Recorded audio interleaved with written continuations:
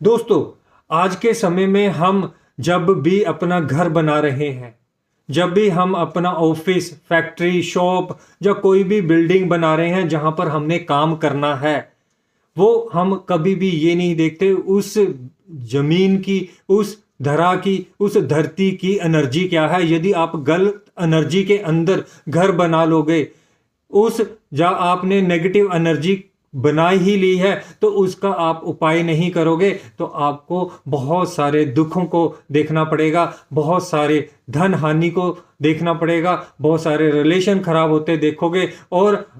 सेहत का खराब होना भी उससे ही निश्चित है। जैसे कि आप अपने शरीर के अंदर यदि आप सही चीजें नहीं डाल रहे, यानी कि सही चीजें अपनी डाइट के अंदर नहीं ले रहे हो, तो आपका शरीर हमेशा बीमारियों से ग्रस्त ही रहेगा, उसको हमेशा बीमारियां ही घेरे रखेंगी। जैसे कि हम एग्जाम्पल लें कि आपके पास पेट्रोल की गाड़ी है, उसके अंदर डीजल डाल दिया तो वो गाड़ी नहीं चलेगी। उसी तरह यदि हम अपने देह के अंदर हम गलत चीजें खाएंगे तो आपका शरीर आपका साथ नहीं देगा। उसी तरह यदि आपने भूमि, जो जिस भूमि के ऊपर आपने अपना घर बनाया है या बनाना है या ऑफिस बनाना है या आपने शॉप बनानी है या फैक्ट्री बनानी है या कुछ और भी जो कुछ भी बिल्डिंग वहां पर क्रिएट करनी है, यदि आपने उसकी एनर्जी चेक नहीं की, क्योंकि एनर्जी हमारे लाइफ के अंदर 70 to 80% जो है वैल्यू रखती है, यदि आपने वही खराब कर ली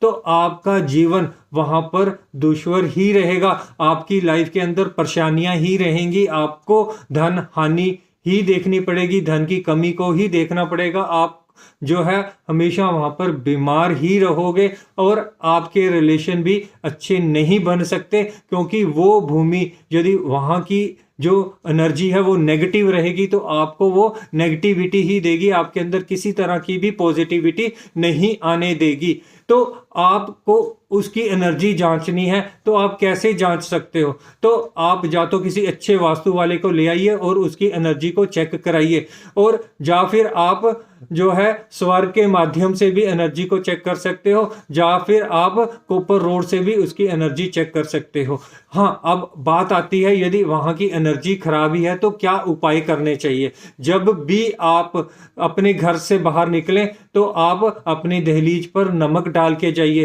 तुलसी को जल रोज चढ़ाइए, 7 अनाज गरीबों में बांटिए और बेसन का लड्डू घर से निकलने से पहले खा के जाइए। और जब भी सुबह उठें तो अपना राइट पांव ही जमीन पर सबसे पहले रखें और गणपति जी को दुर्वा चढ़ा के जाएं। डेफिनेटली